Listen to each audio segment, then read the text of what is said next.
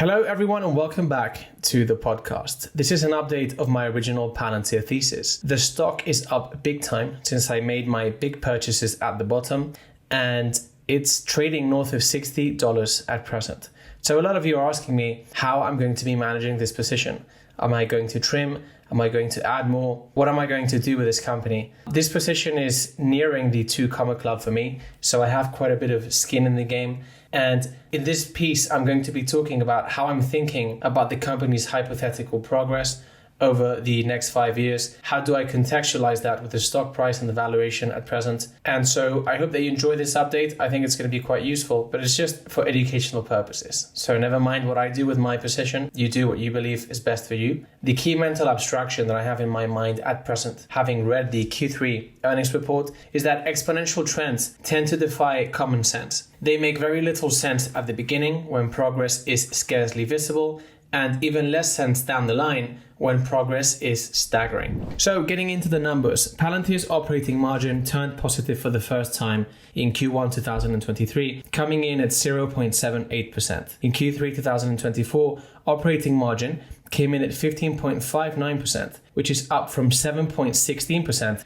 in the same period last year. We are witnessing an exponentially rising operating margin driven by rapid productization of Palantir's digital twins. Palantir has been cultivating digital twin supremacy for decades, and now the company is only starting to productize its offerings. With every increment in productization will come a nonlinear increment in operating margin, and there's no limit to how much Palantir can productize over time. Those of us who invested early in Palantir understood that digital twins were set to become the epicenter of capitalism, and that Palantir's digital twins were second to none. Although the market is currently on the euphoric side of things, these two observations remain true. Going forward, Palantir has decades ahead of compounding the quality and efficiency of its digital twins until they become their customers' most valuable assets. Meanwhile, the rest of the market is only starting to realize the importance of these pieces of software, and hypothetical competitors are years behind. Generational wealth is created by leaning into the pessimism and holding assets for a long time. For me, step 1 has been accomplished successfully, and now the task at hand, I believe, is being emotionally stringent. Indeed, it can sometimes be harder to hold on to stocks when they go up than when they go down. This is especially true when dealing with technology companies, in which competitive dynamics can be more confusing than in other areas, and so the volatility of stock prices is very natural in this space. My solution to this problem is constantly looking 5 years out, at minimum, and staying very close to the fundamentals. 5 years into the future, I believe Palantir's offerings will be far easier to deploy and more indispensable for customers. By 2030, I therefore see much higher operating margins and scale of operations. Although Palantir currently trades at just over 56 times sales, if indeed my assessment of Palantir's competitive positioning and of the relevance of digital twins is correct, the price will likely seem microcosmic in hindsight. In my original Palantir deep dive, I explained that Palantir would become a cash machine the day they figured out frictionless distribution. To date, Palantir has exceeded my expectations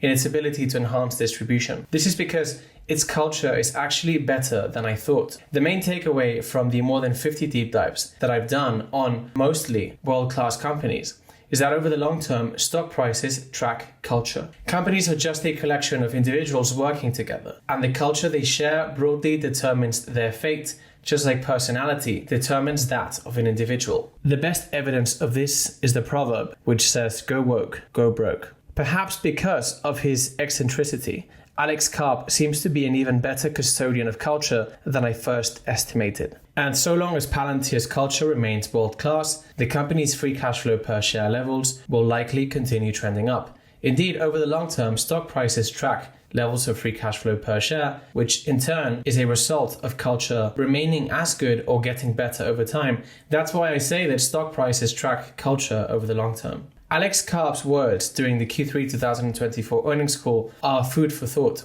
Initially, to anyone reading these words a few years ago, they would have sounded somewhat aggressive perhaps, somewhat out of tune with culture in general, global culture in the US. But these guys have been betting against the predominant narrative, which is something that is customary of myself and of the rest of you that follow my content. We are indeed contrarian thinkers. And Palantir has been contrarian in defending the idea that the US should have total supremacy across the world, which I agree with, that it's important to be strong in defense capabilities, that it's important for industry to be the best in the world, for the US, etc. This is something I absolutely agree with. It's something I agreed with when I first invested in this company. And what's interesting is that going through the Q3 earnings report, what you see is companies now seeing Palantir as an ally. And so Karp's words, which I will put up on the screen now, are not so much out of tune as they were a year or two ago. I think that Palantir now really has a handle on the narrative, and I believe that they were right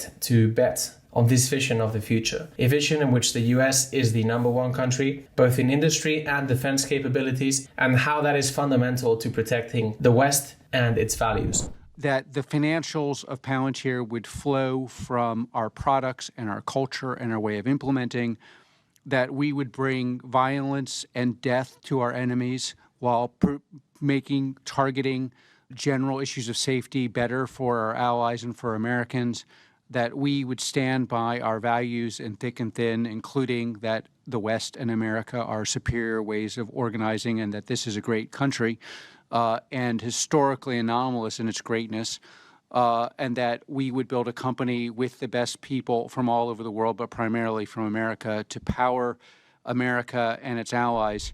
So as I was saying, exponential trends tend to defy common sense. They make little sense at the beginning when progress is scarcely visible, and even less sense down the line when progress is staggering.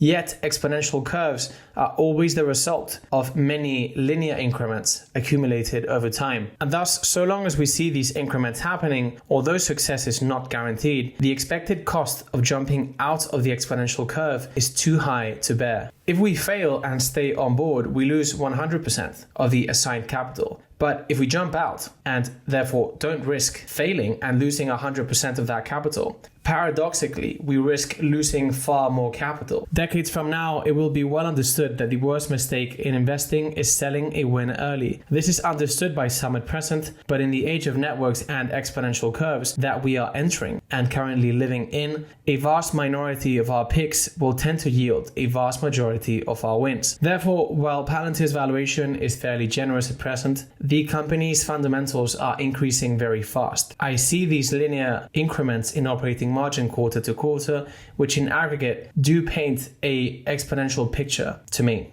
And so because I think there's no limit to how much Palantir can productize and therefore how much operating margin can increase over time, and as a consequence of the productization, how much scale can increase over time too, I believe that we are very, very early in this journey. So although I think the valuation is generous, I am very happy risking to lose the 100% of the capital that I have in the position now, which by the way, I think is fairly unlikely. This company is a cash machine at present. The balance sheet is strong. The company fundamentally looks excellent. I'm happy risking that capital so long as that enables me to buy the option of participating in what I believe is likely to be an exponential growth curve going forward. I still believe that digital twins are going to become the epicenter of capitalism and that Palantir is going to be the number one provider by far. It still looks like that to me. I don't see competition that looks too serious at the moment.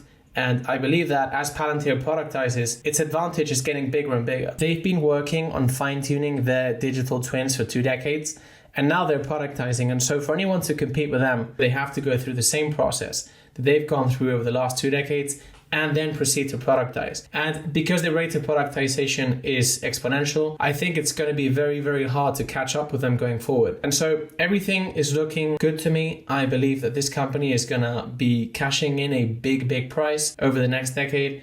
And so I have no reason to trim. I have no reason to sell. And I'm just happy to ride this position into the future and see what happens. And by the way, the rest of my picks in the portfolio are framed in a similar way.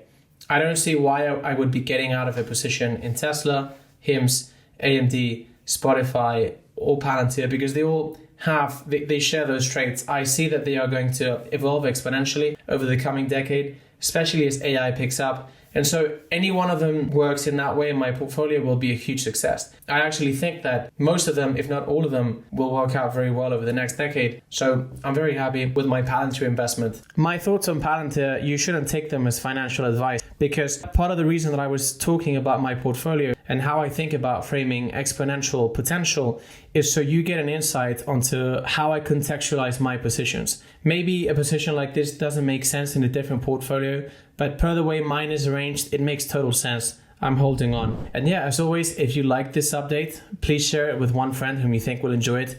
These deep dives are for free, and so the only way this grows is with your help. Thank you very much, take care, and until next time.